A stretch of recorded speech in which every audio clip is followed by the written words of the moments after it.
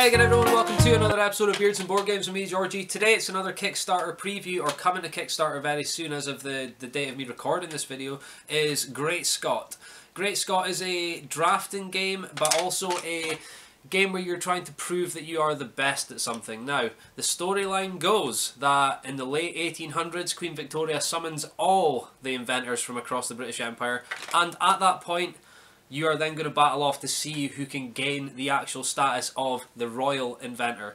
Now, to do that, you have to draft certain cards, you're drawn from certain cards, and you're trying to build a... It could be a ridiculous invention, but as long as you can convince the rest of the table that that invention is going to be the best and why it's the best, then you will score the points. I think we should go and just take a look at Great Scott. Okay guys, this is the basic setup for Great Scott. We have the concept cards for the 1, 2 and 3s, and then we have the asset cards. Each player will also get 6 commendation cards, They'll get 3 2s and 3 1s. These are to be handed out after the presentation step, which I'll go into in a second. Each player also draws 10 cards, and that's 2 from each deck. And then they'll have a look at them. Now, bear in mind that you're not also just trying to be funny, but you're trying to make sure that it is in fact a good invention and that the symbols match each other, etc, etc. Now, there are a number of different symbols on the cards. Each of them go into how the point scoring works at the end. So, for instance, if you have 2 of the same, you get the points. The number here counts as the number of points that's going towards you as well. And bearing in mind that the 1s must always be the first concept, and the assets must always go in the center, like basically exactly as this is set up here. So we have 1 asset, 2 asset, 3. That is how your invention needs to be set up. Now you will draft these cards every time you draft, or every time before you lay one. You get to draw a card of your choice from any of the decks. You then select one. It doesn't need to be the first card first. It doesn't need to be this one first. However, it does need to be in the same order. So you still could play an asset first. However, I'm going to pick this one first. Once everyone's decided which card they're going to pick, they play it. And then you pass your cards to the left. And then you'll get the other 10 cards to the left. And then you do the same again until you've completed your invention. Okay, once you've laid your 5 cards out and got your invention at hand, you then have 1 minute to read it out and sell it to people. Now, I'm not going to try and sell it to people because I have to admit, one thing I am horrendous at in all these games is trying to sell it. However, I'm going to read the name of my invention out, which is the Bonafide Chameleon Categorizing Ebony Elevator. So, if you want to get up or down as fast as... See, there we go. I'm trying to sell it already, and I really suck at this. However, it's still a fun mechanic to try and play. Now, let's go into the point scoring. Okay, so one of the first things to note about point scoring is matching asset icons and concept icons can be important. The colour on the border of the cards basically means it's the same as well. So orange is always transportive, which is the little wheel symbol here. There is also a symbol for productive, and there is a symbol for destruction as well, but I don't currently have that out. Let's get one for you. There it is. That's the purple backing. There. That's the destructive symbol. Now, matching these can be important, like I said, in the end. But the asset symbols, I'll just quickly go through too. We have vegetables, animals, and we do have minerals as well, which again, I don't have one out. That's it there, the little diamond shape. Now, matching them, matching the colours, etc. can get you extra points. Let me just go into the points now. Okay, so the first thing you need to do is note the card point value down. So in this instance, it would be 2, 3, 4, 5, 6, 7, 8. So 8 points for my cards in front of me.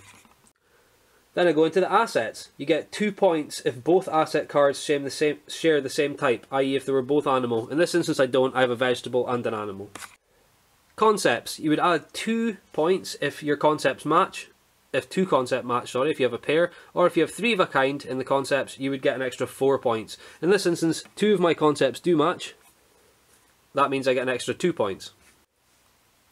Okay, you also get points for alliteration. That basically means how your, well, everyone knows what alliteration means, but essentially how your invention sounds. If you have consecutive parts of the invention that start with the same letter, and instance I've got 2 here, chameleon categorizing, that would be an extra 2 points because I have a pair. You would then get 4 points if you had a trio, 6 points for 4 cards, and 8 points if you managed to get all 5 cards starting with the same letter. Oh, hold on, I actually have 2 here too, so that would be 2 points plus 2 points. Yay, an extra 4 points. I believe that takes me up to 14 in this instance. Now, you would do this 3 times, and then you would tally up everyone's points, and then you would see who the winner is. Not forgetting, of course, the step to hand these out. Now, there would be a count of 3, and you would hand your number 2 out to whoever you believe gave the best, and your number 1 out to whoever you believe gave the second best. And these stay face down, and they count as points at the end of the 3rd round as well. Now, let's go and take a look at what I thought of Great Scott. So guys, my opinion on Great Scott. It's a really fun game. I like having the read out your name and then try and sell it for the minute at the end as the presentation step. It kind of gives me that feeling of Bad Medicine, but it does have it's got like more theme to it than I feel Bad Medicine does, and I certainly enjoy the theme a lot better when it comes to those sort of the selling point or the presentation of the game. It's to do with the point scoring. I feel like sometimes can be a little bit confusing, but once you get it nailed, that's it, and it's awesome. The commendation cards are really fun as well, and I like the kind of count to 3 hand to whoever you want and keep them face down until the end. It's interesting because a lot of the time you think, yeah, I've got this. What? How did those people get the cards? And it does make it it makes it fun because it is very much, it's got that it depends on the opinion of the players and whether they find it more funny, whether they find it interesting, and that's really what brings the game to life, and that's what gives it the oomph, I think, that's going to carry it through and do really well on their Kickstarter page. To me, Great Scott's a really fun game, and the drafting mechanic in it alone is enough to grasp me because I really do love card drafting, and the fact that you've got to keep it, you know, as like a concept asset gives it that other.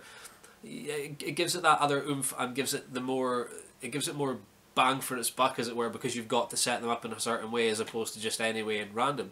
It's a really enjoyable game and it's really fun. That's my opinion on Great Scott. Don't forget to check out the Kickstarter page when it goes live. I'll be posting a link down below here. Thanks for watching another episode of me, Georgie. Don't forget to like, comment, subscribe, all the other stuffs, and other than that, I'll catch you guys later and hope you guys are having an awesome week so far. Ciao! This episode was sponsored by GamesLore, the UK's largest specialist games retailer, which can be found at gameslore.com.